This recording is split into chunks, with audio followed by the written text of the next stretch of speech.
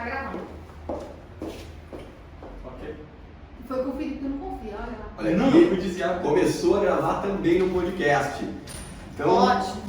queridos, esse é o podcast episódio número 1. Então, o nosso apresentador quem é? Guilherme Martinelli Branda. É o melhor. Conta aí, Guilherme, conta um pouquinho de ti. Bom, meu nome é Guilherme Martinelli Branda, sou advogado civilista aqui em Caxias do Sul, atuo no escritório Kelly Pimenta Advogados. E hoje eu fui escolhido, tive a honra de apresentar o primeiro podcast do Processo Penal na Prática com os advogados Ricardo Canterge e Kelly Pimenta, sócios do escritório com o trabalho e que já atuam dentro do direito penal há mais de uma década. Ou seja, têm muita experiência, são exímios no que fazem. Um mais focado dentro do plenário e do júri e o outro mais focado na questão do flagrante, que seria a doutora Kelly. Bom, eu separei algumas perguntas que foram feitas através das redes sociais, Instagram, Facebook, Nos adicione nas redes sociais, a doutora Kelly Pimenta. Verdade. Vamos deixar nossas redes sociais aqui. Vai ficar, depois o Guilherme vai deixar ali pro... todo mundo poder acompanhar as redes sociais, seguir. Aliás, vamos falar um pouquinho do podcast, do Ricardo, como ele foi idealizado por mim, por Dr. Ricardo, a fim aí da gente compartilhar essa prática, a realidade mesmo, né, Ricardo? A gente espera não, a gente deseja cumprir com isso, com que a nossa prática seja verdadeiramente compartilhada.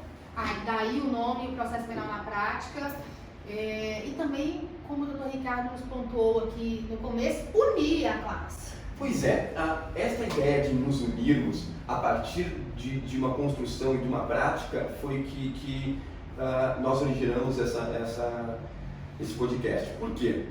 Porque hoje a gente vê cursos, escola do Ministério Público, a escola da Júris, tem cursos de um doutrinador que eu acho fantástico, tá? Incrível, que é um ótimo tribuno, se não um dos melhores tribunos que nós temos no Ministério Público, principalmente, que é o Dilson Longerot Bonfim. Ele dá cursos para quem? Só para Ministério Público, promotores e juízes. Os advogados não têm esse curso, não recebem essa preparação. Então isso quase que nos exclui como a escória do processo penal, a escória de tudo, os advogados.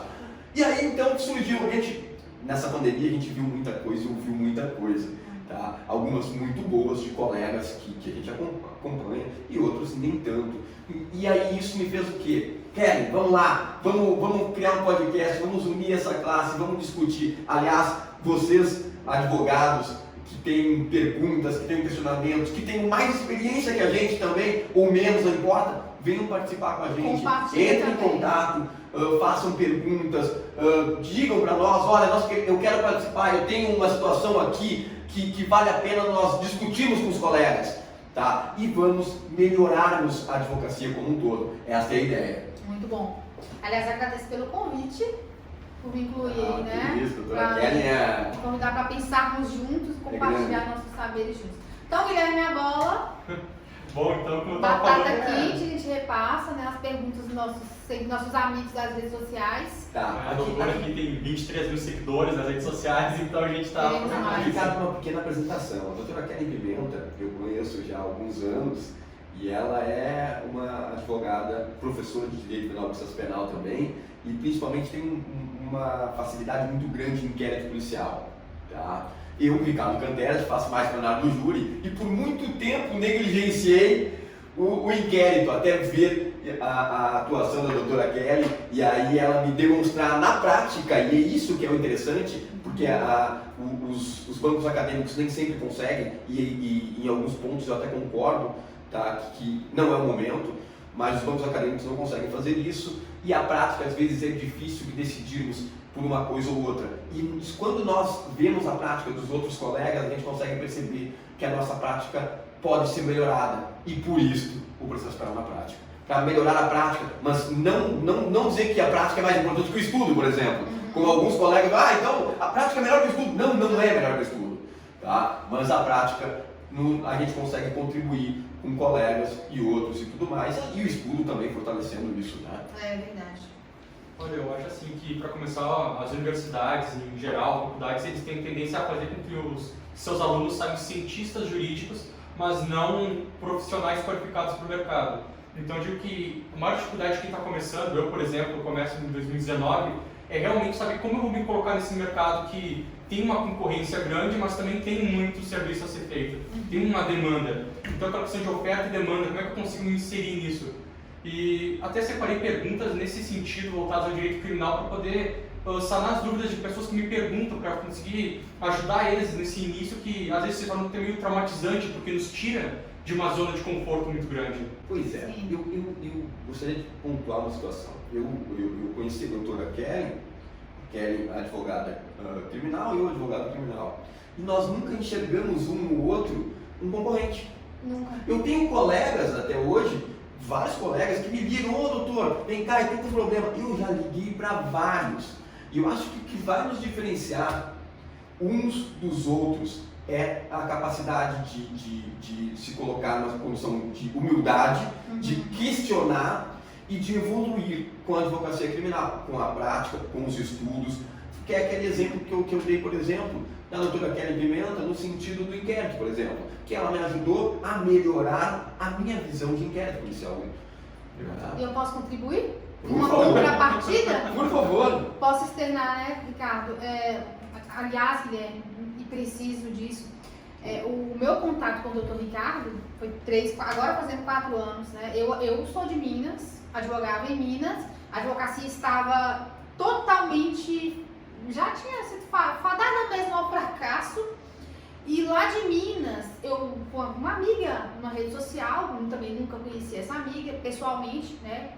Até então, e eu perguntei: olha, eu tô pensando em ir advogar no Rio Grande do Sul, precisamente em Caxias do Sul. O que você me diz? Como que tá? Eu sou criminalista, eu penso em continuar minha advocacia criminal no Rio Grande do Sul. O que você pode dizer? Ela falou assim: olha, doutora, eu advogo em Canela, eu digo que aqui no estado do Rio Grande do Sul é muito, muito tranquilo, muito bom de advogar, mas eu vou passar o contato pro meu colega Ricardo Cantete, que está advogando em Caxias do Sul.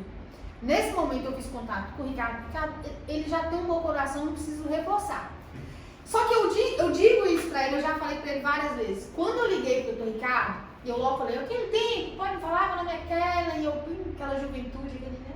Tô pensando em advogar, desbravar o Eldorado, o famoso Eldorado, Caxias do Sul. Pense em advogar em Caxias do Sul. O Ricardo, Dr. Ricardo, posso falar Ricardo, porque a gente tá aqui entre amigos mesmo, Claro. Ele tinha 2 opções. Ou ele ia dizer, né, nossa, péssimo, saturado, muito horrível de trabalhar aqui em Caxias do Sul, o sistema é muito mais burocratizado, olha, fiquem por Minas. Ou ele poderia falar: não, tranquilo, pode vir sim, vai dar certo pra você, tá dando certo pra mim. Legal. E o Ricardo optou pela segunda opção.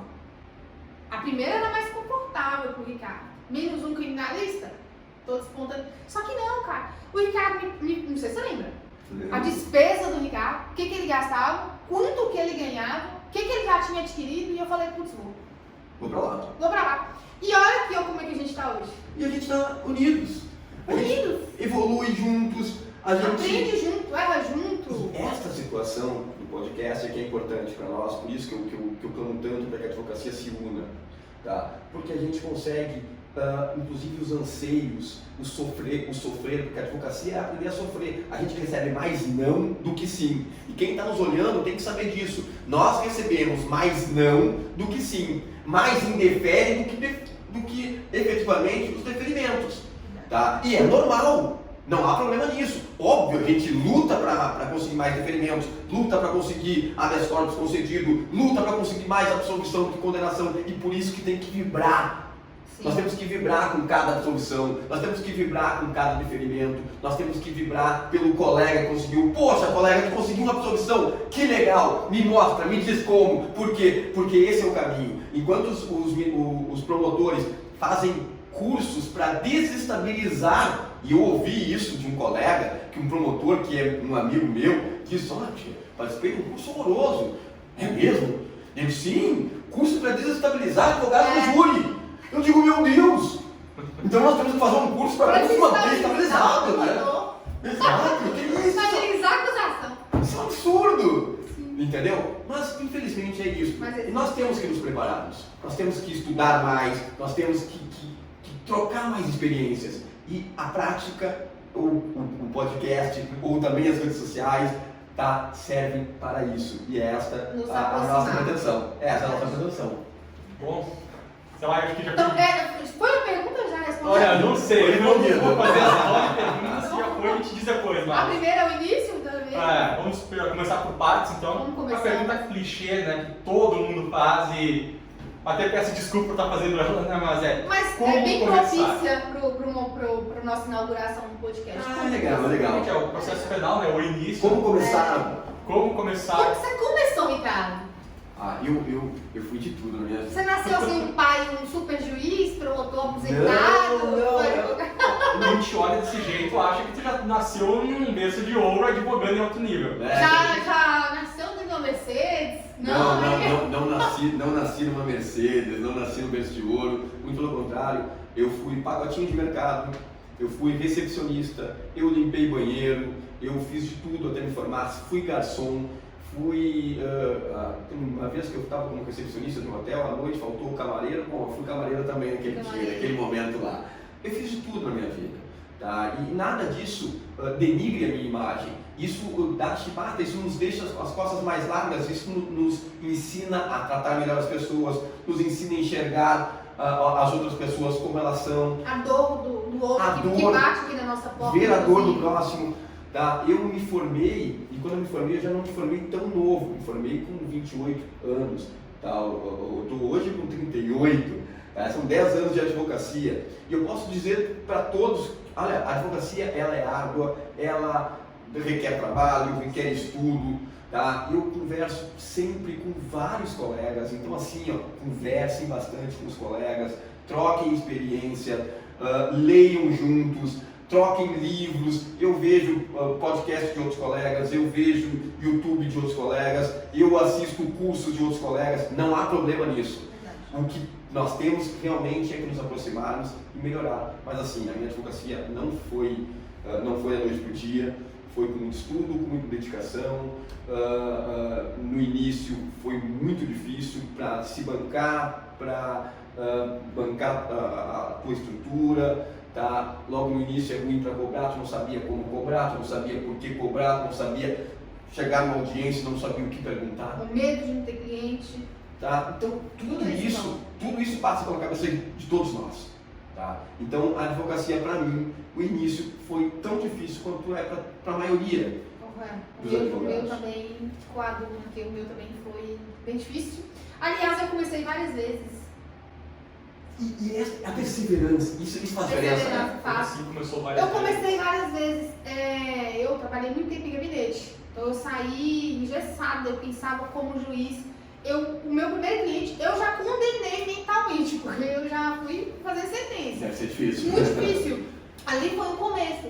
Eu comecei também com o primeiro escritóriozinho que não deu certo, sabe? Aquele escritório atípico. Vamos abrir um escritório ali, lá em cima, e o cliente não vai. E você espera o telefone tocar, o telefone não toca. Passa alguém no corredor, não é pra você.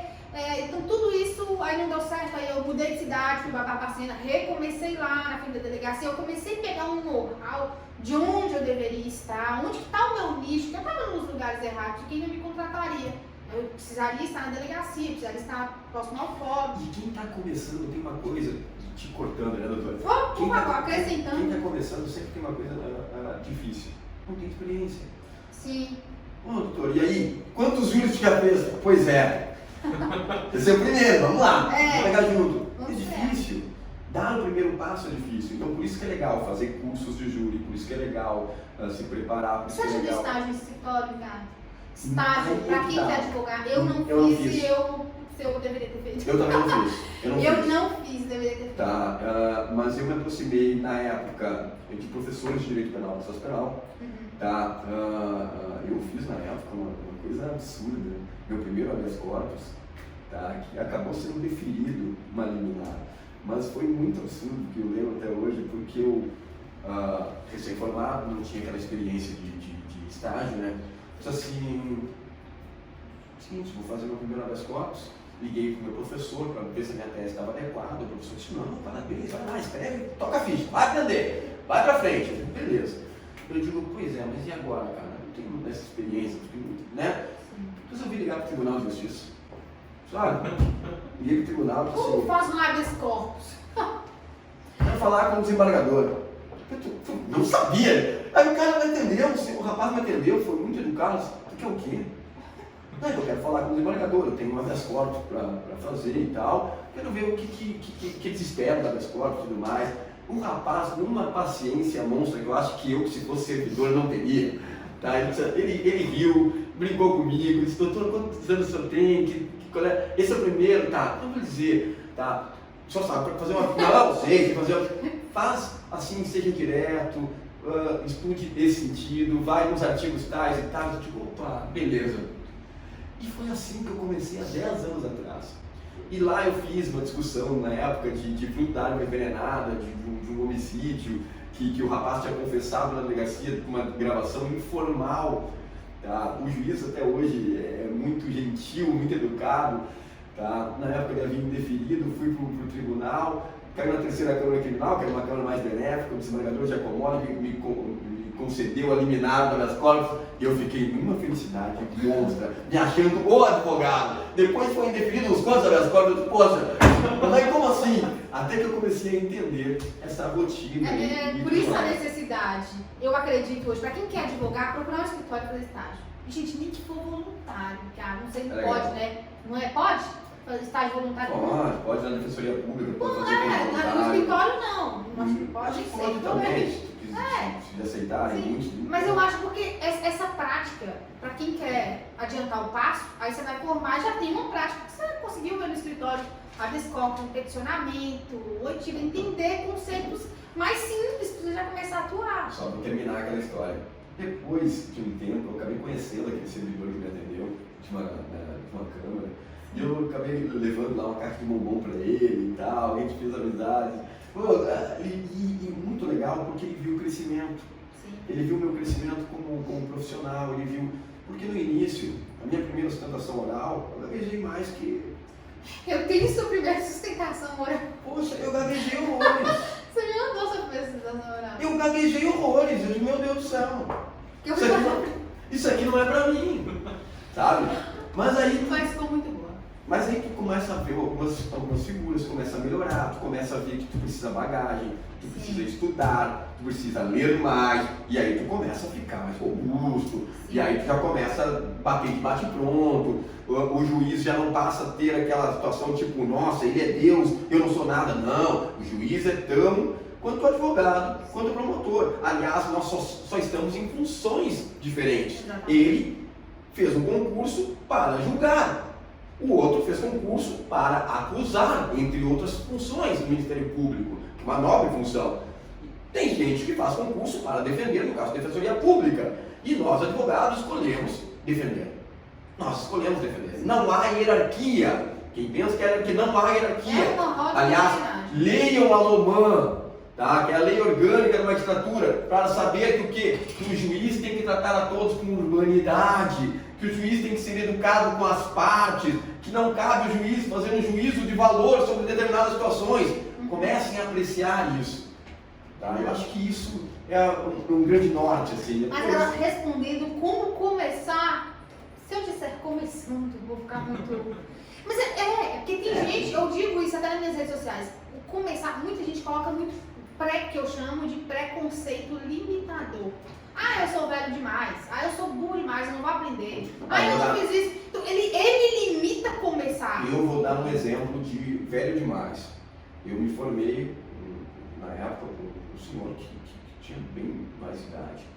E aí, quando ele se forma, lá depois de 60 anos, eu cheguei para ele e disse assim, e a advocacia? Ele disse assim, me põe do lado de ti, quem que tem mais, que gosta de mais responsabilidade, que as pessoas vão dizer o seguinte, eu confio mais, tu nem barbati, eu não barbati, né? Tu caía limpo, eu, mais idade. Eu parei para analisar, ele tem razão. E efetivamente, ele teve um início mais tranquilo que o meu. Na sociedade pensa assim. Ele teve um início mais tranquilo que o meu. Por quê? Porque eu tive que correr atrás de passar experiência, de ter experiência, eu fiz muito júri dativo, fiz muita audiência dativa. tá? Observei juízes, li sentenças, li acórdãos, li muita coisa o tempo inteiro para ver como eram os julgamentos, o que eles esperavam dos advogados, quais as perguntas que os advogados com mais experiências faziam, e isso vai nos criando uma casca impressionante. Eu tive também uns entraves assim na delegacia. A delegacia tem Mulher ainda pior, né? Mulher. Jovem. 1,60. Eu falo brincando, mas é uma verdade. Eu já comentei nas minhas redes sociais, eu já botei muita ombreira. Eu botei um salto muito alto. Infelizmente, só quem é mulher sabe, mulher advogada tem esse plus aí, sabe, na situação. Então, até eu mostrar para a delegacia que, poxa, eu sei o conteúdo, eu sei, eu estudo. Vocês têm que me julgar, nem mensurar, como dizem a régua aí, quem me diz, é conhecer meu trabalho. Realmente, quando eu comecei a mostrar para o delegado de polícia, para a autoridade policial, que eu sabia o que eu estava fazendo ali, e algumas vezes, a gente não corrige, mas algumas vezes eu já chamei o delegado. Pô, sabe que cabe uma fiança, né? A gente pode conversar sobre uma fiança. Ou, esse delito absorve o outro delito. Então, pera, se a gente fizer questões assim, absorção. E isso trazer para a prática, esse estudo, ele é legal. E isso que a doutora falou é bem importante, porque assim, os profissionais, não vou dizer os magistrados, os promotores, os profissionais como um todo, eles notam quem tem conhecimento e quem não tem conhecimento. Então, quanto mais tu conheceres, quanto mais tu estudar, vai fazer uma diferença impressionante. Tem juízes que são muito educados, que são corteses, como manda a Loman mesmo, tem juízes que não são. E aí é que tá, nós temos que nos preparar também para quando os juízes não são corteses, quando os promotores não são corteses. Para quê? Para não prejudicar os clientes, para dizer, doutor, uma vez eu vi um juiz chamando o outro de incompetente. Não, doutor, eu não consigo dar isso em ata, porque essa tarefa não é sua de julgar incompetente ou incompetente, principalmente de verbalizar isso. Você pode achar o que tu quiser, mas não pode fazer isso. Sim. Tá? Então é o seguinte, consigna em ata, vamos levar isso para o CNJ, vamos levar isso adiante, porque tu tem também um órgão que vai te regular, que vai julgar um PAD, uma sindicância, para averiguar essa tua conduta. Tá? Assim como tem a OAB, que também vai nos averiguar, também vai nos ver se a nossa conduta está correta ou incorreta com a prática da advocacia, tá? Também tem o Ministério Público, tá? O CNMP, Conselho Nacional do Ministério Público, o CNJ, Conselho Nacional de Justiça, os seus órgãos de classe e tudo mais. Para quê? Para nós nos defendermos dessa situação, para dizer, não, isso não pode fazer. Sim. Isso, para por aí. Vamos consignar em ata e vamos continuar. Não é meu pai, não é pai. Uma vez um magistrado disse, falou para o cliente, que bandido, não sei o que. Não, peraí, você não tem que xingar ele. Você não é pai dele. Você vai dar a sentença, se eu achar que tem que recorrer, vou recorrer e tal, mas ele é um cidadão que merece direitos. Depois se discute o restante. Eu também já tive situação, a juíza já bateu na mesa, assim, esbravejando. Porque ela queria finalizar o interrogatório do meu cliente, eu não fiz. Entende? Eu tive que, ou eu vou acionar o meu órgão, aí eu vou acionar o AB, mas a senhora pelo menos me respeita enquanto profissional, já me respeita. Quando nós trocamos experiências, a gente fala, olha, estou com um problema, tive um problema com o magistrado tal, tenho um problema com o promotor tal, tenho um problema com outros colegas. E existem problemas. E aí a gente consegue o quê? Dizer, não, chama o teu órgão de classe, chama o OAB, tem a SEDAP, tá? que é um órgão que defende as prerrogativas dos advogados, tá? Conheçam a OAB, sabem da importância da OAB. Mas eu diria que o processo é esse, começar, eu não sei, doutor Ricardo, eu diria uma palavra credibilizar a imagem. Como? Estudando. Mostrando que realmente você está no mercado, mostrando que realmente agora você é um advogado criminalista ou tributarista, o que for. Mas você precisa passar por esse processo de credibilizar a sua imagem no mercado. E o erro é humano. Sim. Não saibam que pode acabar. Saibam que é assim, a gente erra, melhora, cresce e daqui pra frente é isso. Tem que dar o start. Isso que a doutora falou, que pode ser clichê, mas é verdade, tem que dar o start, tem que iniciar. Começa. Interessante essa ideia aí, porque além do conhecimento que você fala que é importante de buscar, né, para dar o diferencial, eu digo que em Caxias do Sul, principalmente, eu já escutei esse argumento. Quando eu fui pegar um cliente, ano passado, eu tinha 23 anos e ele me respondeu mais ou menos assim, 23 anos, isso eu tenho já de experiência, entende? Então isso é uma questão que geralmente dificulta muito, eu achei interessante tu abordar isso, de a idade, sabe, como ela interfere, a vantagem de se formar mais tarde, mas isso não é, isso é muito relativo, entende? Isso tem vantagens e desvantagens. Eu já vi colegas jovens, mas bem mais jovens do que eu, são super competentes. Isso não, você precisa mostrar. Lembra do cliente que veio aqui hoje? Ele é um atleta profissional, ele é imenso. E a família veio de Porto Alegre e me contratou. Quando eu cheguei no presídio para atender, eu falei, você dá a volta? Eu falei, filho, você dá a volta, mas você dá a procuração para mim. E ele foi, ele passa lá atrás e foi assinar a procuração para mim. Aí ele estava de pé, porque até então a gente estava conversando sentado, né? Lá no relatório. E aí ele em pé, aí ele olhava assim para baixo, olhando assim para cima, porque ele é imenso. E trabalhei na soltura dele e deu certo, deu ok. Continuaram comigo. Quando ele chegou aqui no meu escritório, depois que ele saiu do presídio, ele já veio pra cá. Ele falou assim, doutor, eu preciso confessar uma coisa, eu tô um pouco incomodado, eu preciso confessar. Eu, pode ficar à vontade. Quando a senhora chegou no presídio, eu pensei, eu tive até pensei nos meus pais, falei, como é que meus pais têm coragem de mandar uma menina? O que essa menina vai fazer por mim? E eu queria pedir desculpas, porque a senhora é muito competente. E eu julguei, tô mentindo, né? Pra quem não deixa mentir. Eu julguei pelo seu tamanho, eu esperava, o que eu esperava? Um advogado grandão, mais velho, né? E chegou uma menina, né? Mas assim, eu o tempo todo mostrei pra ele que eu sabia o que eu estava fazendo, que eu ia fazer o melhor por ele. Né? E deu certo. Então, credibilizar isso é trabalhar bem, mostrar que você tem potencial e que, óbvio, não prometendo aquilo que não te cabe, né? Mas é credibilizando. Próxima pergunta. Nossa, a próxima pergunta que a gente tá... Vamos acelerar, né? É importante saber como a concorrência trabalha. Pois é, aí isso é interessante. Se eu puder dar um start já nessa resposta, eu não vejo os meus colegas como concorrentes. Eu tenho essa visão. Eu também não vejo. Essa visão bem particular, tá? Eu tenho colegas maravilhosos, cada um com um estilo, tá? Tem uns colegas que escrevem melhor, tem outros que falam melhor, tem outros que escrevem e falam bem, tem colegas que pensam na advocacia de um jeito, tem outros que pensam de outro, não tem um modelo a ser seguido. Então eu particularmente, eu não enxergo ninguém como concorrente. Tá? Agregadores, eu diria. A gente se agrega, a gente se completa, não existe uma concorrência. Vai ter colegas, vai ter pacientes que vão chegar aqui e vão dizer, eu quero uma mulher, eu quero a doutora Kelly, eu já vi ela atuar, ela me passa firmeza, me passa confiança. Vai ter paciente que vai dizer o seguinte, não, o doutor Canterge tem uma oratória legal, é incisivo, é firme, vai ter de todo tipo. Tu vai agradar uns, vai desagradar outros, tá? Na vida é assim. Sim, Na advocacia não é diferente. E eu particularmente não vejo os meus colegas como concorrentes. Tá? Acho que tem visões diferentes. Acho que eu posso concordar ou não concordar com algum modelo dele particular. Não tem um modelo que seja o correto. Tem um modelo que eu encaixo, tem um modelo que ela se encaixa, tem um modelo que tu e os colegas, cada um tem o seu. E é normal e natural isso. Sim, concordo.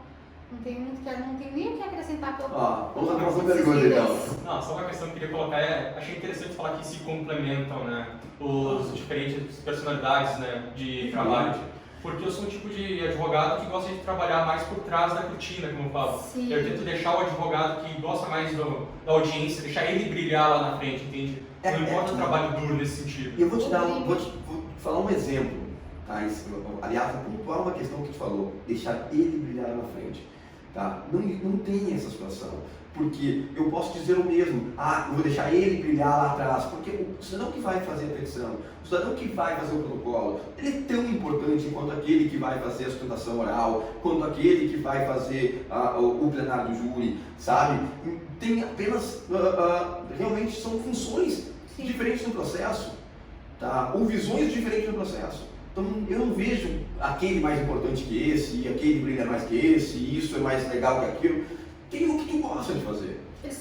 Na verdade, o brilho é conjunto, é um brilho único. Né? Já fiz júri com o Ricardo, que realmente o Ricardo é o mais enérgico, é o que vive com mais emoção. O júri muito mais que eu, muito mais que eu. O Ricardo, ele... Mas, quando a doutora fez aquele plenário comigo, o que ela foi fazer? Ela foi fazer as consignações em ata. Exatamente. Ela chegou pra mim, olha, disse assim, olha, tem 2 jurados lá que tu não tá passando confiança nenhuma, eles estão dispersos. Quem? O fulano e ciclano. É mesmo. Aí foi onde eu comecei, porque, no entanto, eu tô ali discursando, quando eu foquei, disse, olha, eu preciso da atenção da senhora, preciso da atenção do senhor, eu preciso que o senhor imagine tal situação. E eu comecei a focar nesses jurados.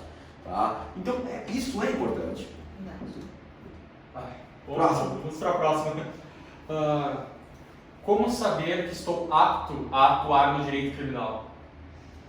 Essa é uma pergunta forte. É ligada à vocação, eu acredito. Que muitos falam vocação. Eu tenho meu conceito sobre isso. Isso é bem peculiar, tá? Bem particular de cada um. Eu acho que quando eu senti que aquilo ali me chama atenção e que eu estou disposto, que eu entendo que a advocacia criminal é se doar, tá?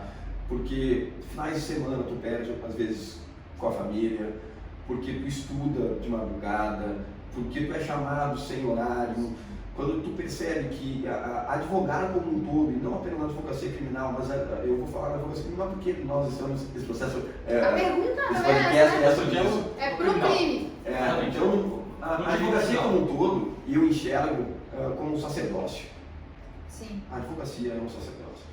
Então, quando tu se coloca nessa posição de ajudar o próximo, de colaborar com o próximo, eu acho que aí tu percebe que esse é o momento que tu ingressar. O criminalista. Tá? Olha, eu não sei tanto, tá? Mas eu tô aqui, eu vou fazer a defesa do fulano, eu tô inseguro. Liga pro Cantege, liga pra Kelly, liga pra quem você confia, tira dúvidas e vai em frente. Acho que tem que dar esse start, isso é o primeiro ponto. Essa questão está muito relacionada à vocação, se não vocação. O criminalista, isso é uma análise minha, tá? Assim, eu acredito que o criminalista ele não nasce criminalista, eu já disse isso. Ou, formei agora, pum, deu estalo, eu vou ser criminalista. Pode ter um viés. Você pode se gostar do embate, você pode gostar, porque o direito criminal ele instiga. Ele vem logo quando pequenininho, lá na escola, no pré, o aluninho, o seu colega te dá um disco, o que você faz? Você devolve.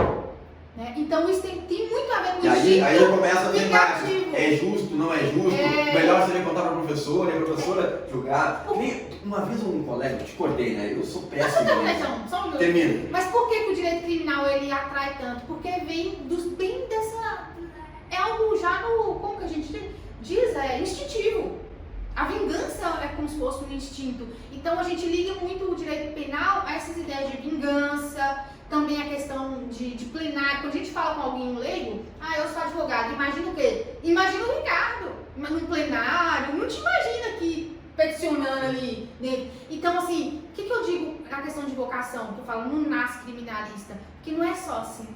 É um enfrentamento, você tem que entender que vai ter um Estado muito forte, um Estado com monopólio de prova, um Estado autoritário, que ele vai se levantar contra qualquer um. E aí o criminalista, qual que é a vocação? É você entender o que você vai enfrentar, quem vai estar do lado do indivíduo é você, e que você precisa enfrentar um Estado muito forte. Então, quando você vai estar pronto? Quando você compreender contra o que você precisa.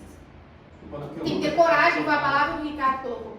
Coragem, né? Para enfrentamento. Esse tempo também só dá para se colocar que a vingança é um instinto então, primário de todo ser humano, tipo, é algo primitivo. Diz os doutrinadores. Lauri Lopes Júnior costuma dizer isso, né? Olha, eu vítima, posso querer ter os instintos mais selvagens, sabe? E é por isso que a vítima é afastada do processo. como um todo, né? A gente entende o local dela, entende a dor, entende mais, mas a vítima quer o quê? Quer vingança, quer dor, quer, sabe? Agora o processo não, o processo tem que saber se efetivamente essa pessoa foi a culpada, qual é as circunstâncias que cercam esse fato, se efetivamente ela agiu deliberadamente ou em legítima defesa ou não e tal. Tudo isso tem que ser compreendido. Sim. Tudo isso tem que ser compreendido. Então por isso que o processo penal foi afastado um pouquinho. Vocês têm um aluno recém-formado, recém entrou na faculdade e ele disse assim, doutor, me diz uma coisa, eu estou entrando na faculdade, eu quero compreender como é uma petição. Eu digo, como é que eu vou explicar para ele que ele mal começou? Eu digo, que semestre? Não, vou começar amanhã. Eu digo, foi aprovado agora? Fui, eu não sei como é que é uma petição, eu quero chegar já sabendo o que é uma petição. Eu disse, todo mundo sabe como é uma petição. E ele ficou me olhando, como assim? Eu não sei. Eu disse, cara que sabe. A criança logo que nasce, ela chora. Chora por quê? Porque a autoridade, mamãe, viu o choro, pá, dá o leite da mamãe. Quando a criança está com fome, começa a crescer um pouquinho mais, tem poder de fala, ela diz, mamãe, olha só, a autoridade, mamãe, juiz, né? Mamãe, o quê? Estou com fome. Tá? Ela já sabe quem é, o que quer, o pedido, estou com fome, sabe quem é a autoridade, mamãe. E aí ele faz o pedido dela e vai ser deferido ou não. E se não for deferido, adivinha, vai pro vovó, que é quase o STF na situação da vovó. A mamãe não me deu comida, pelo amor de Deus, eu tô com fome. A vovó vai lá e manda, mamãe, escuta aí, dá uma mamazinha, né? Tá? E é mais ou menos isso, fazendo uma brincadeira aqui, evidentemente. Tá? Mas foi como eu fiz para ele, para dizer o seguinte, petição é pedido, filho. Saber quem é a autoridade, saber o que tu quer e fazer o pedido. Tá? E saber que tem recurso para isso também, tá? Inclusive, pode pedir para a vovó depois, não tem problema. Bacana a analogia. Muito legal, sério.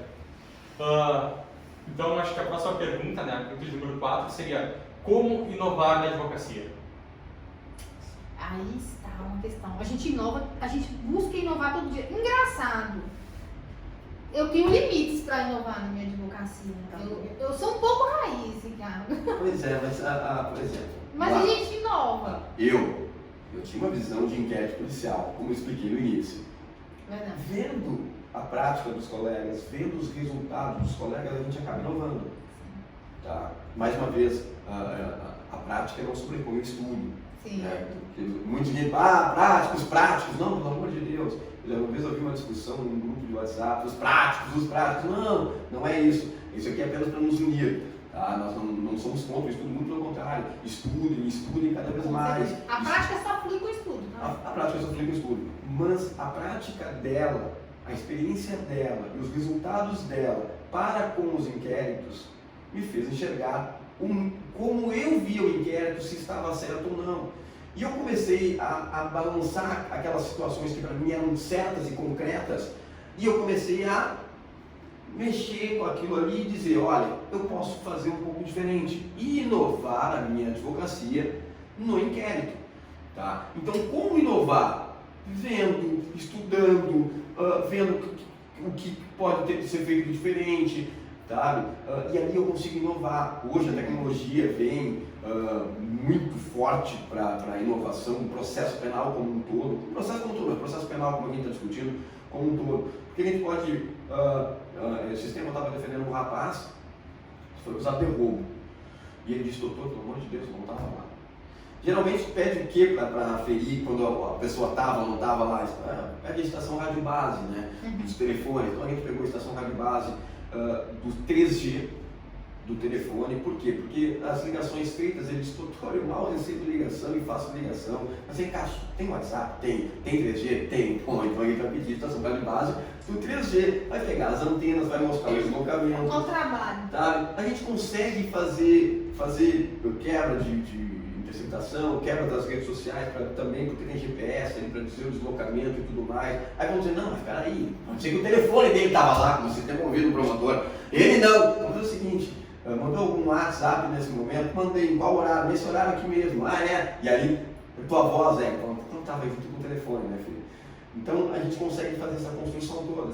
Então, como se inovar? Eu acho que de olho na tecnologia, de olho no que os outros colegas estão fazendo, de olho em como tem decidido a jurisprudência, de olho no que a doutrina está nos trazendo, os livros estão trazendo, eu acho que assim a gente consegue inovar e melhorar cada dia. A advocacia, voltar aqui para a pergunta e puxando um pouquinho o viés para a questão que é uma bandeira, né, que quem me conhece sabe, eu falo muito de empreender na advocacia, desse empreendedorismo na advocacia. Só que eu tenho limites, eu sou mais raiz do que, porque assim, exemplo, eu abro as redes sociais e vejo muita coisa que eu tenho medo do que as pessoas consomem nas redes sociais.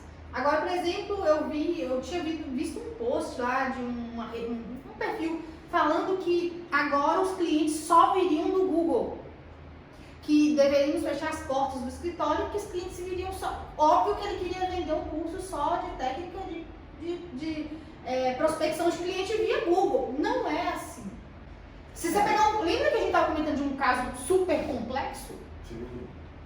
Uma pessoa não vai me contratar puxando um Google num caso muito complexo, ele quer vir aqui, Até pode ele quer falar comigo. Até pode pesquisar no Google, não precisa pesquisar o seguinte, olha, cara, eu sei do advogado tal, pega no Google, pega o telefone, eles vão achar ali e tudo mais. Segunda parte do nosso podcast, processo penal na prática. Eu estava finalizando, no final da fala do podcast anterior, seria sobre inovar na advocacia, né, Guilherme? A pergunta. E então eu puxei um pouco aí sobre empreender na advocacia, que é o que eu trato muito nas minhas redes sociais. Mas finalizando, seria isso mesmo, como que a gente consegue empreender na advocacia, conhecendo os nichos de mercado. Dá para empreender? Dá para empreender. A gente estava até comentando essa questão de as ressalvas da OAB, né, de tratar. Eu me considero uma empresária advogada. Então eu tenho esse gerenciamento de pessoal, de fluxo, de saber quanto me custa um processo. Eu empreendo mesmo, faço projetos de prospecção, de crescimento do escritório. Então dá para inovar, na advocacia. Sim. É que essa é uma situação interessante, né? Porque tu, na verdade, tu enxerga a gestão do escritório, não necessariamente como mercado a advocacia. Né? Porque Não, sem mercantilizar, exatamente, não é mercantilizar a advocacia. Aqui dentro, da porta para dentro, eu empreendo, eu trato como se fosse uma empresa que precisa funcionar. O que é? Conhecer o percurso do meu cliente. Qual é o teu gasto da tua folha? O fluxo, a recepção aqui, o pessoal sabe, a minha recepção tem que estar cheirando café, tem que estar funcionando bem, atender bem o cliente, humanizar o atendimento. Tem técnicas de fechamento de contrato, depois a gente pode fazer um podcast disso, né, que eu utilizo, não é um método, técnicas minhas. Sim, isso vai de cada um, né? Vai de cada um. Mas isso, assim, respondendo, dá sim para inovar, tanto por isso que o Dr. Ricardo contou muito bem, com trocas de experiência, compartilhar a experiência, a gente não encarar o nosso colega como concorrente, mas alguém que venha agregar conhecimento, porque aplica lá, tenta aplicar também, se não deu certo, pivota, né? Pivotar, mudar rápido, dá para inovar no seu escritório, enfim, dá muito para inovar na advocacia. Perfeito. Até isso entra tudo dentro do Legal Techs, né? Software jurídicos, tudo isso entra na questão de inovar através dos mecanismos formulados antes da tecnologia. Eu só queria deixar muito bem claro, ressalvas, cuidado com tudo que passa na internet.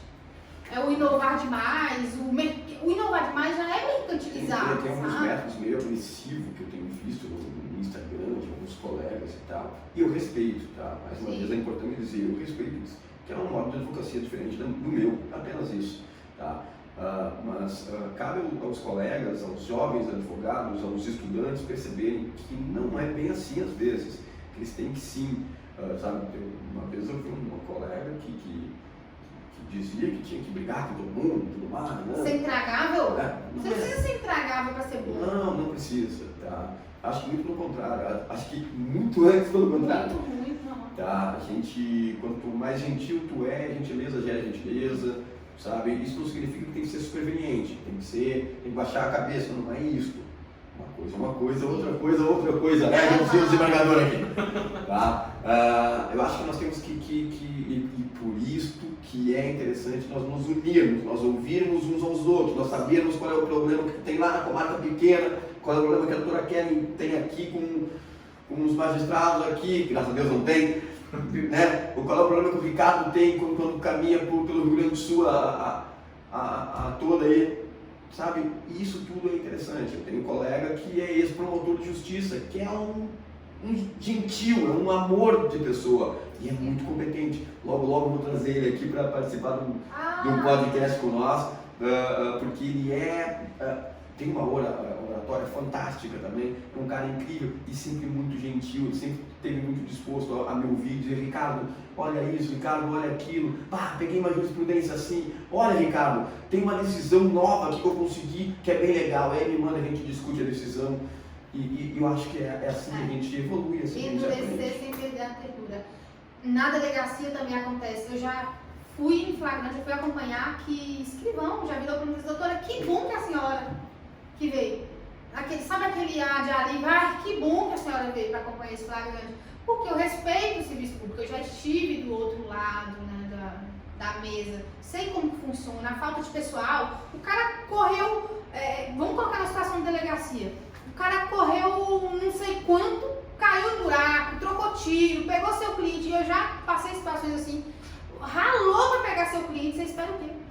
Aí você vai sentar lá para ainda continuar sendo intragável, você tem que também ter um pouco de empatia, entender, baixa mais a bola. Óbvio que você não vai ser omissa ali com a defesa do seu cliente, não, mas você não precisa chegar intragável, o cara já fez o que fez, já tá por aqui para pegar seu cliente, você ainda vai chegar para engrossar, aquela história de gentileza, que gera gentileza, isso é fato, tá? É fato. Pode ser que tu encontre alguém que não está no dia dele, que vai ser áspero. Bom, talvez, se ele for áspero comigo, talvez eu responda também de forma áspera e aí vai ficar meio complicado. Sim. Mas no geral é isso, acho que tem que ser educado com todo mundo, sabe? Isso aí tá bem ultrapassado. Dá para fazer um belo trabalho com educação, sim. generosidade. Sim. É muito melhor. Uma audiência da doutora Kellen e tipo, tu foi tão simpática, tão tranquila na hora de falar que praticamente o juiz estava te dizendo: tu não quer fazer o pedido Eu para fiz isso? uma jogada, cara. Foi uma jogada, foi um jogo.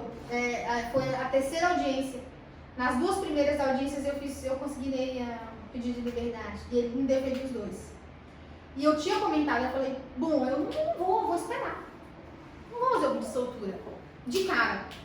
Aí, depois abriu lá a diligência dos 402, tudo. Aí ele falou assim: ei, doutora. Eu vi um pouco. Você viu um pouco? Eu vi que a senhora fez as diligências, que aquelas muito bem diligências... instruída pelo doutor. Eu vi que aquelas diligências, o doutor disse: e aí, doutor, vai vir o pedido? Sim, aí, mas diligência. Aí eu falei assim: não, eu falei com ele: doutor, eu não quero me estremecer mais uma vez. Eu nem vou fazer aqui o pedido, só me desculpe, mas eu não vou considerar o pedido, porque já indeferiu 2 vezes. Não, mas a senhora pode colocar, pode ficar à vontade. Eu fiz o pedido. Eu ia fazer, mas eu esperei que ele me perguntasse. E soltou. Parabéns. soltou. A soltura tem que ser sempre comemorada. Sim, sempre comemorada. O advogado criminal é um fã de solturas, né? Ele é um fã da liberdade. Eu acho que nós somos defensores da liberdade, isso é que é legal. Vamos lá, qual é a próxima? Pra gente não... Bom, Agora finalizando com parte de tribunal de júri, né? eu ia fazer a pergunta simples, vocês já responderam ela, tá? Só para deixar claro para todos, era como construir a autoridade da advocacia criminal. Isso já foi bem respondido na parte 1, né? Estudo. Trabalho bem. Trabalho. E acho que essa aqui é a parte que todo mundo, assim, acho que quem for assistir ou escutar esse podcast vai realmente querer ter acesso a essas perguntas, quais sejam. A primeira, né? Oratória e autoconfiança são determinantes para o sucesso no tribunal do júri? Essa é uma pergunta que muitos fazem. Não é determinante. Ricardo, não. Não é. A oratória tão firme, tão bem colocada. Hoje eu A oratória do Ricardo é impecável. Hoje eu até tenho, mas eu já vi, eu sou um fã de muitos colegas e realmente gosto da maioria deles, muito. E eu já vi advogados que uma vez eu li a oratória e disse: poxa, não tem uma oratória tão boa, mas quando olha o resultado, absolveu. Aí eu vou ver o júri de novo, mas aqui, ele faz uma outra de novo, sem uma oratória muito granulante, sempre com falas tranquilas e tal, ele absolve de novo. É o método de cada um. Sim. O Ricardo, ele é mais firme, ele é mais extravagante em alguns momentos, age com muita energia. Mas tem advogados que vão lá de modos tranquilos, serenos e conseguem resultados. Eu vou dizer que aquela advocacia é pior ou não? A advocacia, em muitos momentos, é muito melhor até. Então, o que nós temos é essa situação.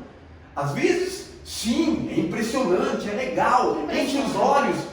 Às vezes, o mineirinho, lá pelas bordas, pelo cantinho, vai lá e consegue. E aí tu vai dizer o quê? Vai dizer que tá errado? Que eu Isso que eu digo. Não. Eu gostei disso aí.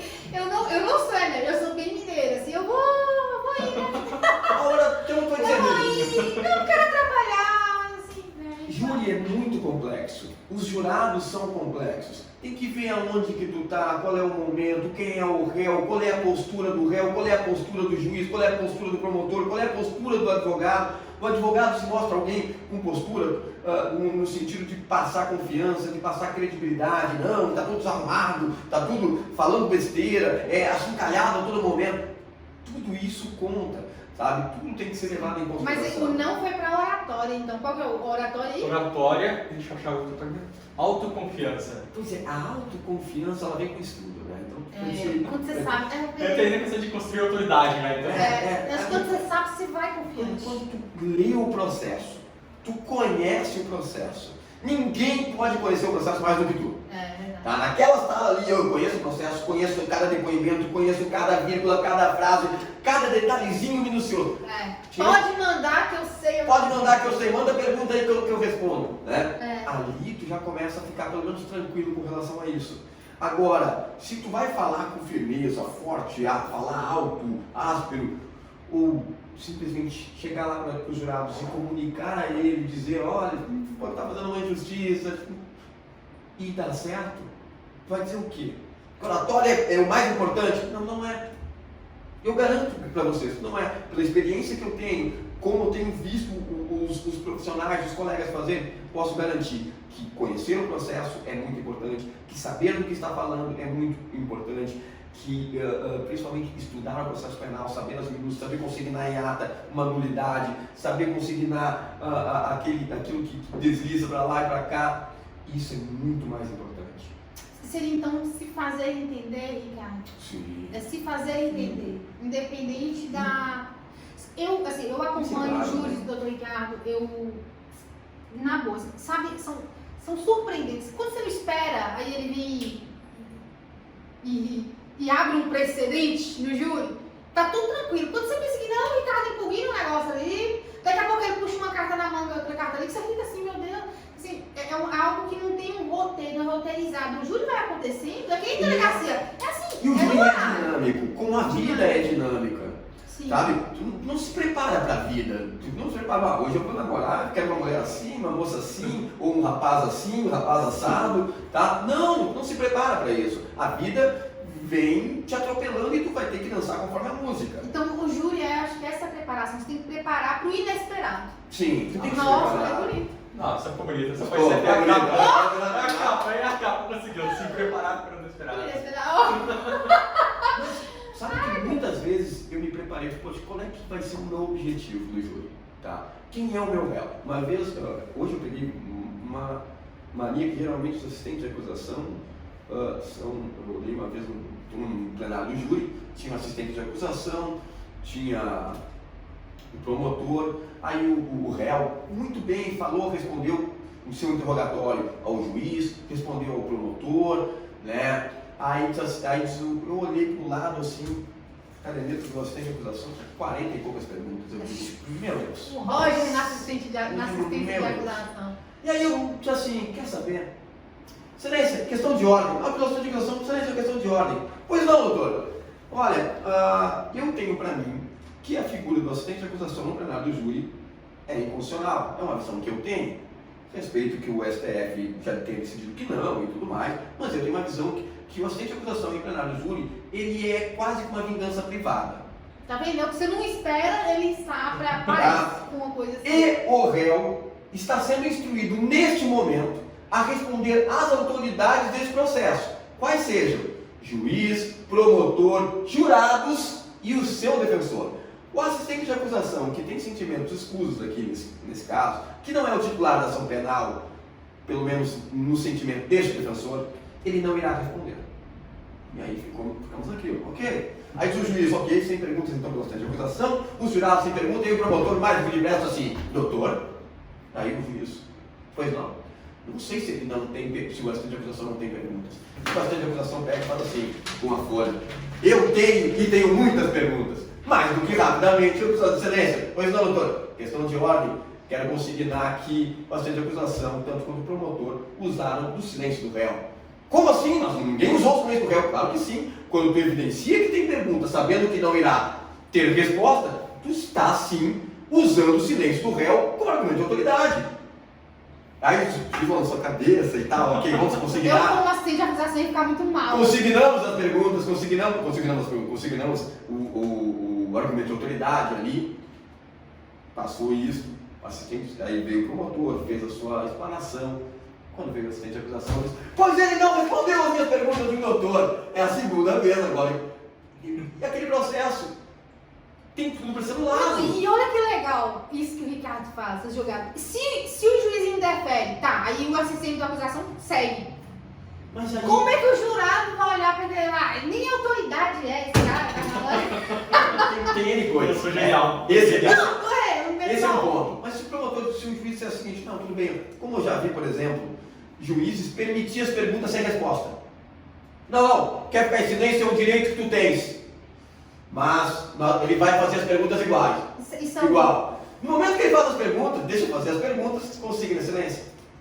E aí tem uma consignação pronta, eu já levo, geralmente me preparo para isso, sabendo que ele vai ficar em silêncio para a televisão. Nesse caso eu não sabia, mas eu acabei levando, tendo igual, porque por causa da experiência nos monta isso, e levei uma consignação. E neste caso, que é um caso que também aconteceu em Três Coroas, que o juiz foi lá e fez as perguntas, o tribunal depois anulou. O tribunal anulou, porque diz o quê? Que o momento que, sabendo que é um direito do réu que vai ficar em silêncio, eu sei, é o direito dele, e mesmo assim eu deveria garantir o direito dele, garanto a pergunta, sabendo que não haverá ter resposta, que não haverá resposta. Ele sim, ele está usando o direito ao silêncio como argumento de autoridade. Por quê? Porque ele está usando a não resposta para o jurado que é leigo, que julga por íntima convicção e que vai olhar e dizer: ah, não quer responder por quê, rapaz? Por que eu vou deixar essa pergunta sabendo que não terá resposta? Então eu estou permitindo aqui que utilize o silêncio do réu, de modo transversal. Teve muito bom o Ricardo falando das cartas na manga, que realmente isso é real.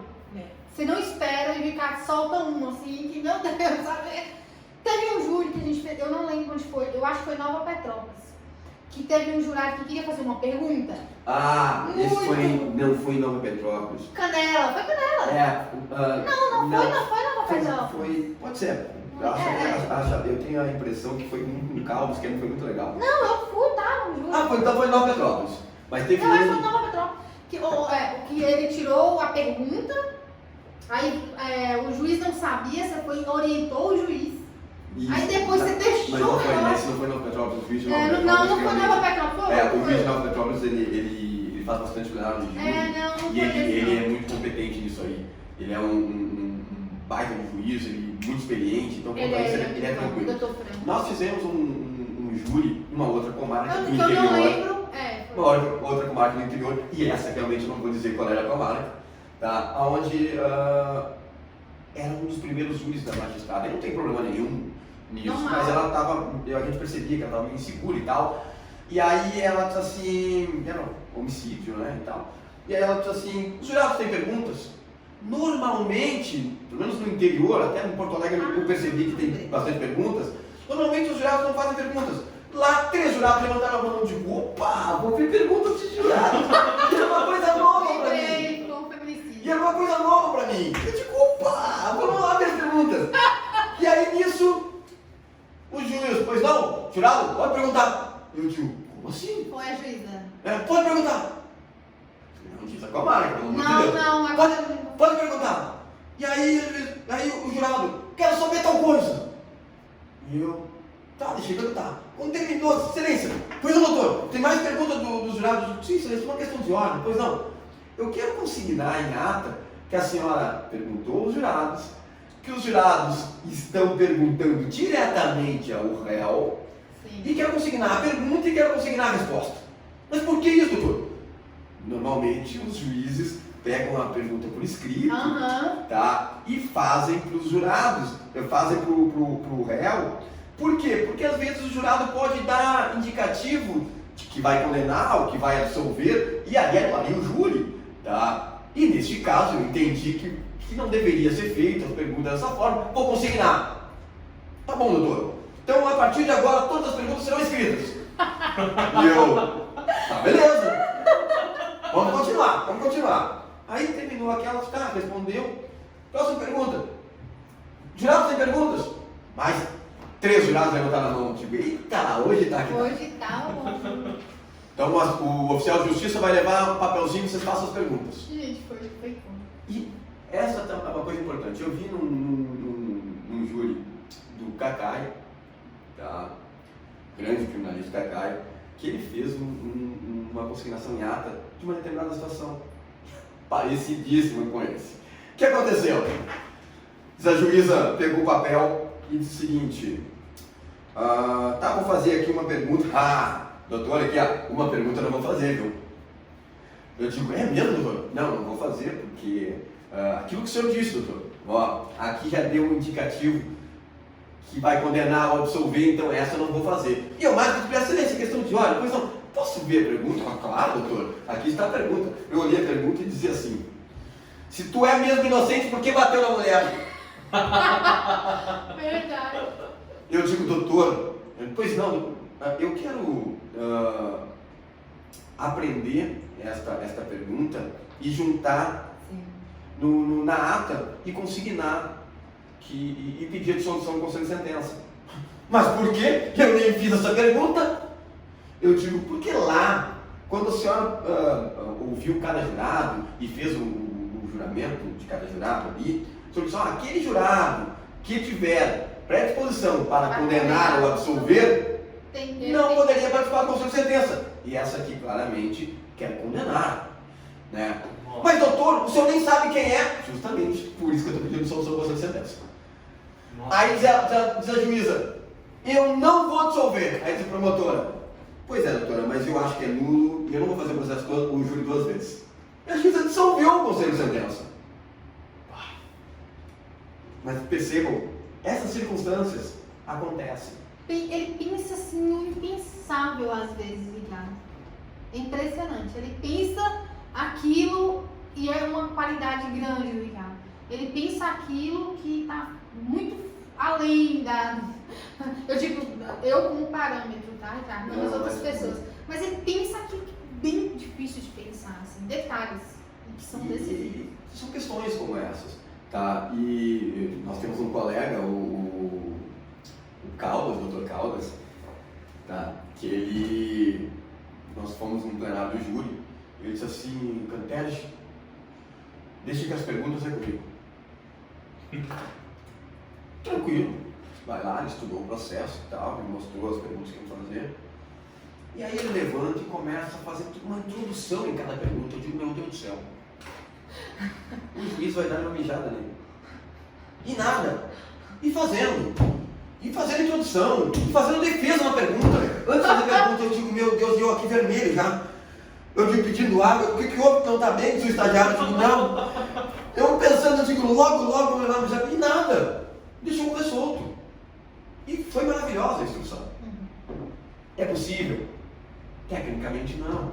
Se o promotor fizesse a pergunta daquele jeito, eu disse, doutor, deixa isso para o debate. Agora a gente só pergunta. Tá? Direto. Tá.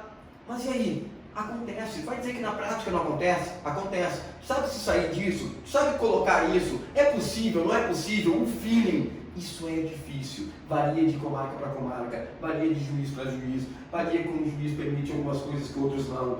Tu tem que dançar conforme a música. Tem que sentir onde você está pisando também. A advocacia criminal é isso, por isso que a gente insiste. A prática tem que ser difundida, o estudo tem que ser cada vez mais difundido, cada vez mais firme. A gente sim, né, nesse podcast a gente vai trazer professores, como é o caso da professora Keren, vai trazer outros professores, vai trazer promotores que tem um viés muito de doutrinador, que tem um viés educador, que tem um viés diferente do meu às vezes, e que sim, vai dizer um ponto de vista diferente do nosso. E isso é importante, entender que as coisas podem ser diferentes, que os pontos de vista são diferentes, que não tem certo ou errado, tem o meu ponto de vista, tem o teu modo de advocacia, tem o dela, tem eu que entendo que a minha oratória é única, é minha, tem a oratória tua que não vai ser, às vezes, com essa eloquência, mas vai ser com o teu modo, tá? E nenhuma coisa é melhor nem outra. Em alguns momentos a tua vai fluir melhor, vai ter resultados maravilhosos. Em outras, o meu modo vai estar melhor e vai ter resultados maravilhosos. É isso, a gente entender que as coisas acontecem sob pontos de vista. E o lugar que você se projeta não é o mesmo que o Ricardo se projeta. As coisas acontecem, mas o ponto de vista ele vai mudar. Porque cada um consegue... Eu tenho um colega em Porto Alegre, eu sou apaixonado por um colega, eu acho ele fantástico, incrível. Né? O doutor Márcio Paixão, é incrível, um dos advogados mais incríveis que eu já vi. Mais incríveis, ele escreve muito bem, ele fala muito bem, ele é inteligentíssimo. E uma das virtudes dele, que quando tu liga para ele tem tanto carinho de conversar contigo, não, doutor, olha, eu penso assim, eu penso assado, quem sabe assim, e ele tem um ponto de vista às vezes enérgico, tu diz, nossa meu, como assim? Mas é dele, tá? E o que eu tento fazer? Eu tento sempre melhorar como advogado, como profissional, vendo os meus colegas atuarem e sabendo admirar os colegas. Como eu admiro a doutora Kelly, como eu estou aprendendo a admirar o nosso mais novo membro e colega aqui do escritório. Tá. Inclusive estávamos te elogiando. Né? Antes nós estávamos falando bem de ti. Como o doutor Alex Caldas, por exemplo, que é brilhante. Ele é brilhante. Estudiosíssimo. E é diferente de mim em alguns pontos.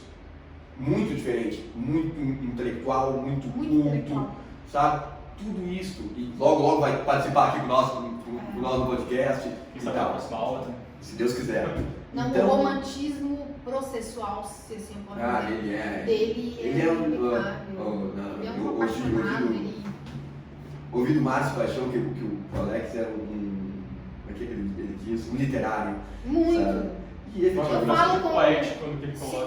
Quando eu falo com Caldas por telefone, que eu não estou necessariamente vendo Caldas, eu imagino, já falei com ele, eu imagino fumando um charuto em frente à Torre Eiffel. Porque ele está sempre viajando. Ele é um lorde.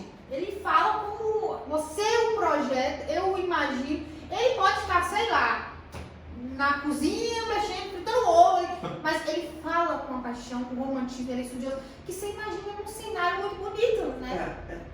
A mensagem que eu quero deixar aqui para todos os nossos colegas é Já isso. Acabamos? Aprendermos. A mensagem dessa pergunta é isso. Aprendermos a admirar os colegas, aprendermos com os outros colegas, observarmos os outros colegas. Tá? Em Caxias do Sul tem advogados maravilhosos, em Porto Alegre tem advogados maravilhosos. Sim. Eu conheço em São Paulo colegas incríveis. Em Minas Gerais eu conheço o Dr. Fábio Cunvelano, conheço o Alaor Castro, que é irmão do Cacai. Tá? Então, cara, tem colegas, o Quaresma, pelo amor de Deus, o Quaresma é um ícone, tá? Meu amigo, doutor, e tem tantos outros, e cada um tem um ponto de vista de enxergar. Evidentemente, eu tenho alguns pontos de vista, eu tenho uma forma de ver o direito e tudo mais, e é isso. E essa forma, às vezes, pode ser que sirvam para muitos que estão nos enxergando, pode ser que não sirvam para outros, e tá tudo bem também. Tá tudo certo. Eu falo assim que, particularmente agora, quando eu vejo assim a tua oratória, eu digo, nossa, essa é a oratória que se eu tiver sorte aos 40 anos eu chego nela, entendeu? Porque é realmente uma oratória assim que, às vezes eu estou te escutando, eu posso não entender um termo, mas eu vou concordar 100% contigo, só porque eu acho essa oratória muito, mas muito... Dá aumento pra ele, Kelly, dá aumento pra ele, depois disso tem que dar aumento pra ele, aumento pro guri. Pode ser uma cota, tá? A coxinha. Sim, pão de queijo de manhã. Vamos lá. Não, mas é verdade porque o Ricardo ele passeia muito bem na oratória, ele não é cansativo, ele não é pedante e ele não é morno demais que você dorme. O Ricardo passeia, ele sabe a hora de se curvar, a hora de dar um passo atrás, quando tem que ser mais enérgico, quando tem que subir o tom, quando tem que diminuir. Sabe por que disso? Porque ele vive o direito no conflito. Então, às vezes ele se embebedece, sei lá como que é, ele se... Não sei dizer a palavra, até me perco, mas o Ricardo ele vive tanto o direito ali, a indignação processual, ele vive aquilo e leva aquele sentimento pro tribunal. Evidentemente, eu tento sentir a dor do cliente. Sente. Tá? E se a gente não tiver esse sentimento de se colocar no lugar do cliente, sabe? Nós não tivermos empatia com o cliente, com o paciente, é difícil. E saber que sim, o familiar está apreensivo, que sim, ele vai te ligar várias vezes, que sim, ele vai saber o meu processo, doutor, o meu processo, doutor. E é isso, às vezes, é um saco quando tu tá com a família, é um saco quando tu quer assistir Netflix com a mulher, que senão tu vai apanhar, sabe? É ruim, mas é assim mesmo. A advocacia, por isso que eu digo que a advocacia é um sacerdócio. É difícil. Muitas vezes a doutora deixou a família de lado para atender um flagrante à meia-noite, 1h da manhã. É assim mesmo a advocacia. Ele é um que ele se assemelha muito com um médico, tá? Que ao sentir a dor, tem que ir lá tentar prestar o socorro, né? E o socorro às vezes é uma palavra, amigo, e sentir isso. Uma vez eu estava recém-formado e fui no presídio falar com um paciente. E aí ele estava há uns 3 anos sem receber visita. E ele queria me contratar e tal, e estava preso há muito tempo, e ele disse assim para mim, eu cheguei lá com o processo, sou animado para falar do processo, já tinha lido tudo. E aí cheguei lá e disse assim, e aí doutor, como é que o senhor está? Eu digo, estou bem, eu trouxe aqui o teu processo, daqui a pouco dizer para mim, doutor, espera um pouquinho, como é que está o tempo? Está bem? Como é que está o nosso time? Que time o senhor torce, doutor? E eu senti que ele não queria falar do processo. E aí eu fechei o processo, não, eu sou colorado e tal, você recebeu visita há quanto tempo? 3 anos. E eu, putz. E aí comecei a falar de outras coisas, sabe? E aí, e o que fazer antes, o que fazer depois e tudo mais. Naquele dia no parlatório nós falamos só isso. Aí eu disse para ele no final, foram uns 40, 50 minutos, eu disse para ele, tio, eu volto amanhã, mas amanhã eu vou ter que falar sobre o processo. E aí ele disse, tá bom, doutor, amanhã a gente fala sobre o processo. No dia seguinte eu fui e falei sobre o processo, sabe? Então, tu tem que entender isso. Inclusive, já pegando aqui um espaço na fala do Ricardo, que é um lema nosso aqui dos atendimentos. Nosso primeiro estágio, nosso primeiro passo de atendimento ao cliente é ouvir. Então, assim que o cliente chega aqui no escritório, seja para uma consulta ou até para o processo dele, a gente ouve, a gente escuta. É óbvio que a gente tem espaço, depois a gente pode fazer um podcast disso, mas assim, ouvir o cliente, porque ele traz muita coisa. Me lembrem de falar de um exemplo que um amigo meu e eu, nós atuamos num processo no plenário em Canoas, e eu ouvi um pastor fora de hora e tudo mais, mas isso fica para um outro momento, num outro podcast. Tem muita história pela frente. Que só essa discussão no plenário do Júlio de Canoas, por causa de um pastor, já rola um podcast, que é sensacional a história. Mas me cobrem disso, me cobrem nas redes sociais. Anotem isso, nos adicione nas redes sociais, me perguntem qualquer hora, eu mando para quem me perguntar. Eu já vou mandar a pergunta, aliás. Qual que é a próxima, Guilherme? Olha, a próxima seria, acho que essa aqui já foi meio que respondida, né? Sim. Atuar no tribunal do júri é o auge e o ápice da advocacia criminal? Não é. Não tem uma escala. Esse é o melhor, aquele é pior. Quando eu trabalhar no tribunal do júri, óbvio, para alguns são. Gente, o ápice é trabalhar na o ápice, olha aí, ó. Viu só? O ápice, pra mim, no meu caso, é a delegacia. Tem colegas meus que dizem, o ápice é trabalhar no direito trabalhista. O que tu quer que é o penal? Tem gente que diz que o ápice é no tributário. E tá tudo bem. Mas eu entendi a pergunta. Mas assim, para quem quer trabalhar no penal, para quem quer o plenário do júri, sim, é o ápice. Mas é o ápice desde que tu ame aquilo que tu faça, desde que tu faça com amor, que tu goste daquilo. Tendo oratório ou não tendo, como eu já expliquei antes, que tá no primeiro episódio, né? Na primeira parte do primeiro episódio, que esse ainda é o primeiro episódio. Isso. Segundo episódio. Esse é a segunda parte do primeiro episódio. Verdade. O podcast vai ficar tudo em um só. No YouTube vai ficar um só, então tá tudo bem, tá tudo certo. Tá? É essa a situação. Mas sabe o que eu entendi? Que quem forma tem essa visão. Eu vou começar aqui, quem sabe, vou começar fazendo um flagrantezinho, depois eu peticiono, faço uma audiência. Um dia eu chego lá no tribunal do júri. É que fosse uma escala econômica. Mas é essa visão, assim, de... Não, é glamour mesmo. De falatório, de debate, mas é de encenação, de doação, sabe? Assim, de se doar. E às vezes não é, porque eu acredito que se conheça. A delegacia também tem, uma audiência bem feita também tem, né? Não tem esse Quem faz uma peça bem feita vai dizer, olha, esse é o auge, essa peça aqui é imbatível. Eu vi um colega que disse o seguinte, olha aqui. O seu contrato é um auge da advocacia. Quando eu tenho um colega meu que disse o seguinte, olha que peça fantástica, e fui eu que fiz. Imagina, pode dizer que não é, tia. Sabe? É isso, essa é a situação. Mas você tenta ter aquela questão de eu me sentir mais à vontade por trás da cortina que eu falei antes, né? Pra mim Perfeito. o áudio é poder fazer uma boa peça. Você sabe, ficou impecável, meu E tá amor. incrível. E Tá. é isso aí. É Deixa o eu auge falar onde de você se encontra. Perfeito. Quando você se encontrar, Resumiu tudo, Antônia. lógico. Próximo Não, mais. essa Uma que vai maneira pra de capa, né? Você foi pra cá. Qual é o né? auge da advocacia onde você se É encontrar? a segunda que ela vai pra cá, Nossa, velho. pelo amor de Deus. Duas vezes na capa.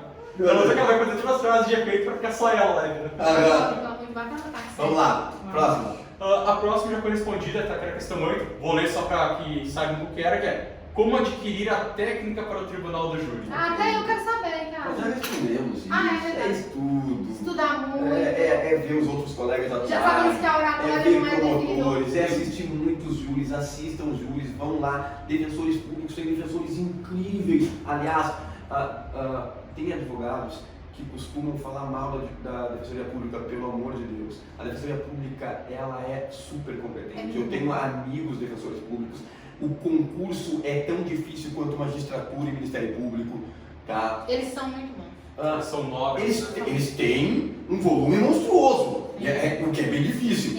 Tá? Diferentemente de nós no escritório, que ali tem 1, 2, 3, 10 processos para resolver, enquanto eles têm 100, 150, 300, 1000 processos, às vezes num mês, tá? Dependendo da defensoria pública e do local que está. Então assim, os defensores estudam todos os dias, eles têm seus WhatsApps, grupos de defensores públicos que discutem teses, são muito solícitos. Eu tenho alguns amigos defensores públicos que vou trazer para nós ouvirmos e debatermos com eles sobre o processo penal, sobre o plenário do júri, sobre a prática do direito penal, que isso é importante também. Posso soltar mais um?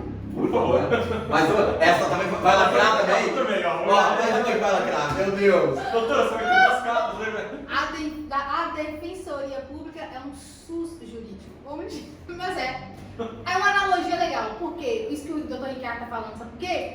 É muita demanda. E não significa que os médicos do SUS são melhor, né, ou não. São muito bons, eles são bons, só que a demanda é terrível. Eles têm que cumprir meta, tem que dar vazão naquele processo no tempo. Então, não deixa de ser ali um socorro, né?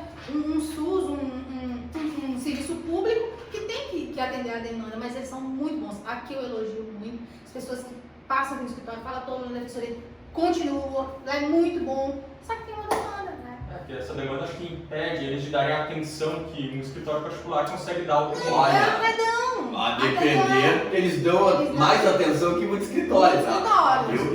Eu já vi, é importante É a saber questão que disso. eles têm que peticionar muito.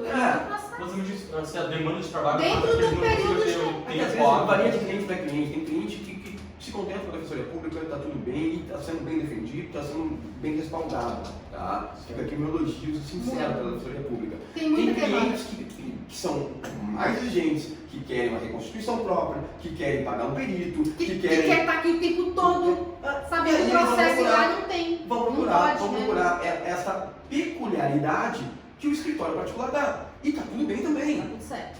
Entendeu? Nós atuamos muito comodativos, Uhum. até hoje, tá? Não há problema nisso, tá? Então, quando nos pedem esse auxílio, porque a defensoria pública está sobrecarregada, a gente presta esse auxílio também. Verdade. E é uma forma legal de nos aprimorarmos, que as pessoas nos conheçam mais e tudo mais. É assim que conta.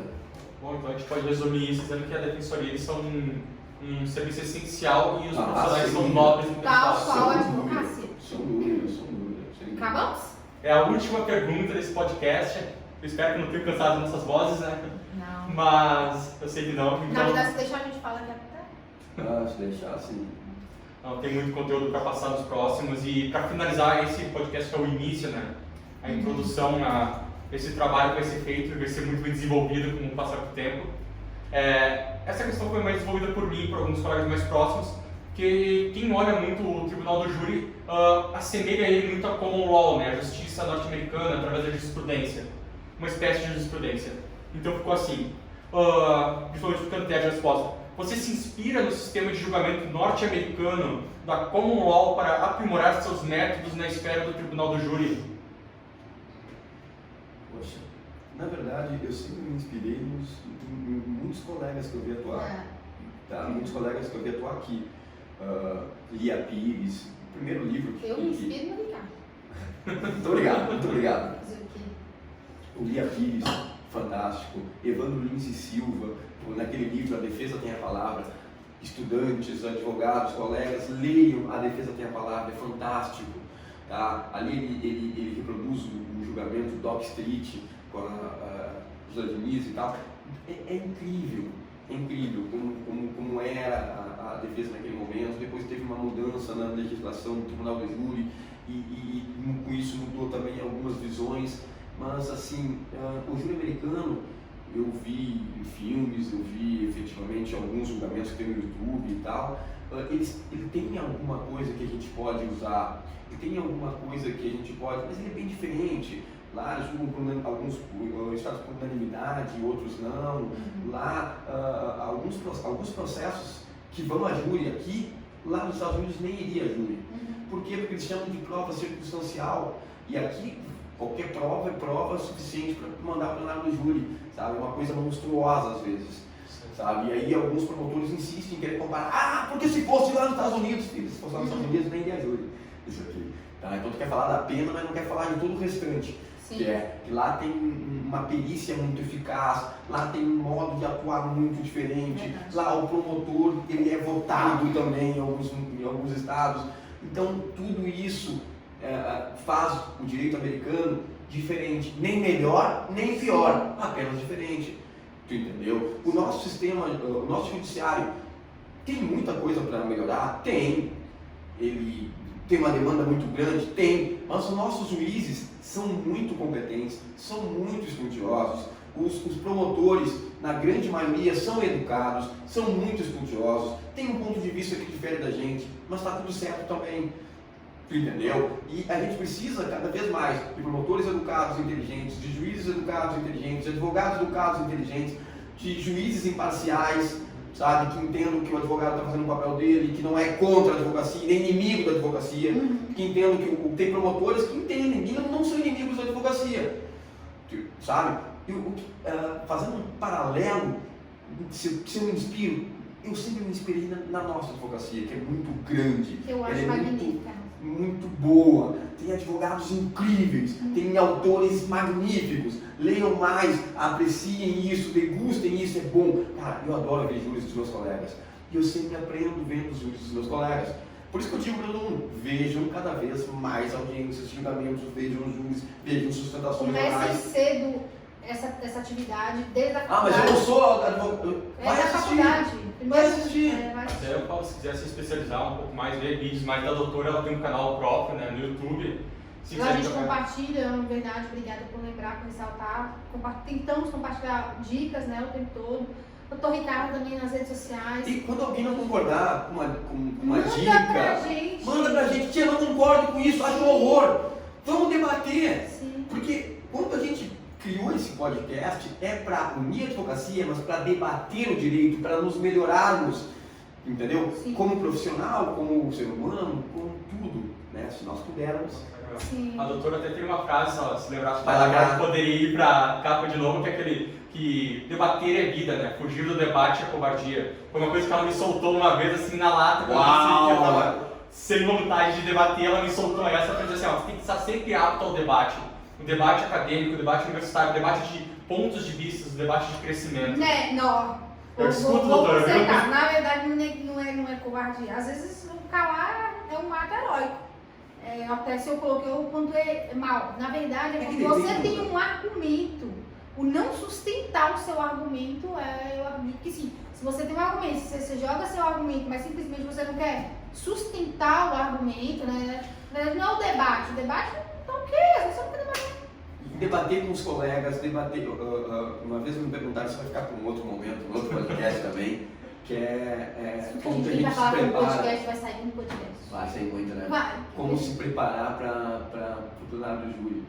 Muitas vezes, pegar aquele teu tema, aquela tua situação e levar para pessoas leigas, para mãe, para pai, para tio.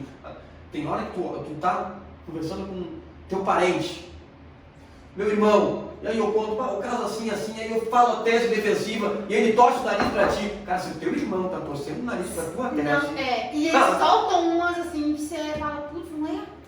Pensei às vezes uma pessoa leiga, tá num bar ali, tomando Coca-Cola, que eu tomo Coca-Cola, do outro lado com a Coca-Cola, e aí tu fala a situação e o cara fala, pra cima de mim não, né, doutor? Aí tu diz, se eu não convenci ele, como é que eu vou convencer o jurado? E aí tu faz aquele estudo e diz o seguinte, não, o modo de eu explanar não está correto. O modo de eu contar essa história, porque o processo penal, o direito, principalmente do lado do júri, nós temos que contar a história da melhor forma possível.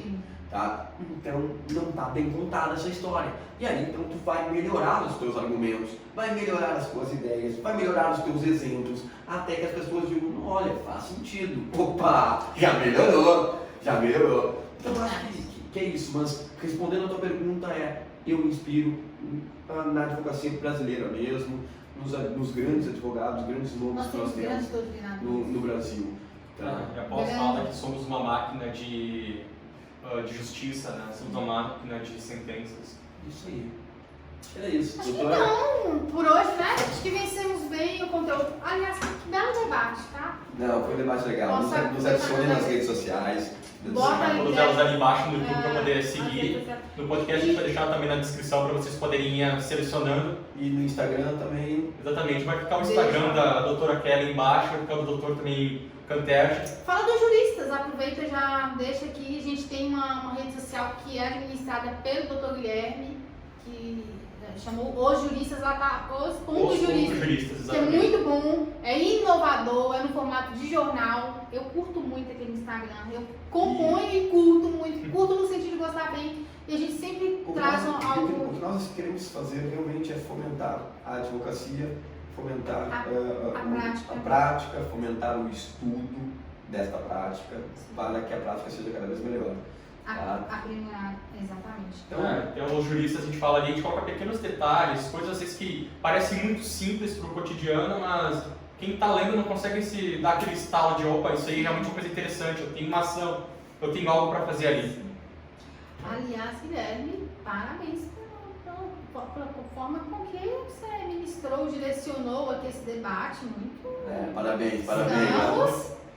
Então, isso aí, finalizamos com vamos bom agradecer dia, o pessoal boa tarde, boa noite, porque nós não sabemos em que horário as pessoas estão vendo. E agradecer as pessoas que ficaram, né, que ouviram, independente do momento que estão ouvindo, mas que se dispuseram a prestigiar esse podcast e também estar conosco nas redes sociais. Nosso agradecimento para esse pessoal que vem somar, que vem agregar mesmo. E se tiverem algum questionamento, façam nas redes sociais, façam no podcast mesmo, façam por e-mail, como quiserem. Ali o meu e-mail fica à disposição, que é o canterge@gmail.com. E-mail da doutora Kellen.adv. Mas é Kellen com L, 2 L's? K-E-2-L's, é N de navio. Ok, Kellen. @yahoo.com. Perfeito. O doutor também? O meu ele fica sendo Gimbran 96@gmail. Vai ter que soletrar isso aí, pelo amor de Deus. Desculpa, mas no meu, querido. eu vou deixar ali no Kellen que eu ajudo ela a ler na hora que eu passar. Maravilha. Depois dessa eu quase infartei aqui. Obrigada, pessoal. Não, mas sério, eu quero só agradecer então ao Dr. Canterge e à doutora Kelly por me dar a possibilidade de apresentar o primeiro podcast do Processo Penal na Prática. Que apresente os próximos também. Vai apresentar agora. Não, isso realmente foi um privilégio, foi bem divertido. Que bom. E, bom, vamos encerrar por aqui, mandando um abraço a todos. Pro YouTube, não se esqueçam de inscrever apertando o botão vermelho abaixo, deixarem o like para prestigiar o conteúdo e compartilhar com os amigos de vocês, deixando os comentários também sempre à disposição. Fiquem bem, até a próxima, quem sabe o comentário de vocês está no próximo podcast. Exatamente. Obrigada.